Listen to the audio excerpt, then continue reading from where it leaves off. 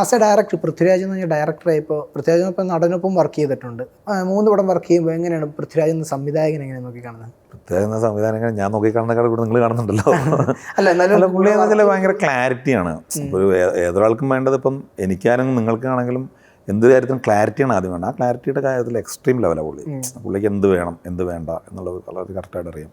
ഒരു സിനിമ ചെയ്യുന്ന സമയത്ത് പുള്ളിക്ക് അതിൻ്റെ സ്ക്രിപ്റ്റ് ഡിസ്കഷൻ ചെയ്യുന്ന സമയത്ത്, സ്ക്രിപ്റ്റ് നമ്മുടെ അടുത്ത് എക്സ്പ്ലെയിൻ ചെയ്യുന്ന സമയത്ത് പുള്ളി അതിൻ്റെ കറക്റ്റ് കാര്യങ്ങൾ പറയും. അതായത് നമ്മൾ അവിടെ നിന്ന് എത്ര സ്റ്റെപ്പ് ഒരു ആർട്ടിസ്റ്റിൻ്റെ ഒരു വാക്കിംഗ് ഡിസ്റ്റൻസ് നമ്മൾ സെറ്റ് ചെയ്യുന്ന സമയത്ത് ഇവിടുന്ന് മുതൽ ഇത്ര ദൂരം ഇത്ര സ്റ്റെപ്പ് വെക്കണം എന്നുള്ളത് പോലും പുള്ളി പറയും. അത്ര സ്റ്റെപ്പ് കഴിഞ്ഞിട്ടായിരിക്കണം അവിടെ എത്തേണ്ടത്, അപ്പോൾ അത്ര ഡിസ്റ്റൻസ് വേണമെന്നാണ് അതിൻ്റെ അർത്ഥം. നമ്മൾ അത് വളരെ ക്ലാരിറ്റിയായിട്ട് പറയുന്നത്. അപ്പോൾ നമ്മളൊരു ആംഗിൾ സെറ്റ് ചെയ്യുകയാണെങ്കിൽ ഇപ്പോൾ അവിടെ നിന്ന് വേണമെങ്കിൽ ഇത്രയും മാത്രം സെറ്റ് ചെയ്താൽ മതി, ഇങ്ങോട്ട് വരില്ല, അത് പിന്നെ വരില്ല.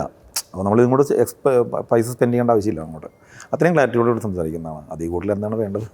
ഒരു ഡയറക്ടർ എന്ന രീതി ആ ഒരു പിന്നെ ഭയങ്കര അത്തരം ക്ലാരിറ്റി ഉള്ള ആൾക്കാരുടെ കൂടെ വർക്ക് ചെയ്യുമ്പോൾ ഒരു ഗുണം എന്ന് വെച്ചിട്ടുണ്ടെങ്കിൽ നമ്മൾ കറക്റ്റായിട്ട് വർക്ക് ചെയ്യാൻ പറ്റും. മറ്റേതെന്ന് വെച്ചിട്ടുണ്ടെങ്കിൽ നമുക്ക് ചിലപ്പം ഒരു ഫുൾ ഏരിയ ഒക്കെ ഫുൾ സെറ്റ് ഇട്ടിട്ട് ചിലപ്പോൾ ഉപയോഗിക്കാൻ പറ്റാത്തൊരവസ്ഥയൊക്കെ ഉണ്ടായിട്ടുണ്ട്. അപ്പോൾ അത് ഒഴിവാക്കാൻ പറ്റും. ഇവിടെ അതില്ല, നമുക്ക് പക്ക ക്ലാരിറ്റി. ഈ സിനിമയെ കുറിച്ച് പൃഥ്വിരാജ് ഇതിൻ്റെ പ്രൊമോഷൻ ഇൻ്റർവ്യൂസ് പറഞ്ഞൊരു കാര്യമുണ്ട്. സാധാരണ ഒരു ബിഗ് ബഡ്ജറ്റ് സിനിമ പോലെ 100 കോടി മുടക്കി എന്ന് പറഞ്ഞിട്ട് 80 കോടി സിനിമാ താരങ്ങൾ കൊടുക്കുകയും ബാക്കി 20 കോടി ബഡ്ജറ്റിൽ സിനിമ ചെയ്യുന്ന സിനിമയായിരിക്കില്ല ഇതെന്ന് പറഞ്ഞു. ഒരു ആർട്ട് ഡയറക്ടർ എന്ന രീതിയിൽ അത് എത്രത്തോളം ഒരു ഹെൽപ്ഫുൾ ആയിരുന്നു? ഇല്ല, ഇപ്പം അതും ഈ പറഞ്ഞൊരു നിങ്ങൾ സിനിമ കണ്ടില്ല, അതിനകത്ത് ആ സിനിമയുടെ ബഡ്ജറ്റ് എന്താണ്, ആ സിനിമ അത് മൊത്തം ഇതിനകത്ത് ഉണ്ട്. നമ്മളിപ്പം ഞാൻ ചെയ്ത സിനിമയിൽ, ഇതുവരെയും ചെയ്തിട്ടുള്ള സിനിമയിൽ ഏറ്റവും എക്സ്പെൻസീവ് ആയിട്ട് നമുക്ക് അപ്രോച്ച് ചെയ്യേണ്ട സിനിമ ഇത് തന്നെയാണ് വന്നിട്ടുള്ളത്. വലിയ വലിയ സെറ്റുകളും ഒരുപാട് ഔട്ട് ഓഫ് ഇന്ത്യ ഷൂട്ടുകളും ഔട്ട് ഓഫ് കേരള ഷൂട്ടുകളും.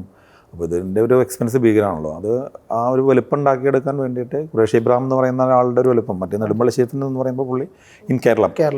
അപ്പോൾ അത് മറ്റേ ഖുറേഷി ഇബ്രാഹിം ഔട്ട് ഓഫ് ഇന്ത്യയാണ്. അപ്പോൾ അതിൻ്റെ ഒരു വലുപ്പമാണ് അതിനകത്ത് കാണുന്നത്, സിനിമയിൽ കാണുന്നത്. അത് സ്ക്രിപ്റ്റ് ഡിമാൻഡ് ചെയ്യുന്നൊരു വലുപ്പമാണത്.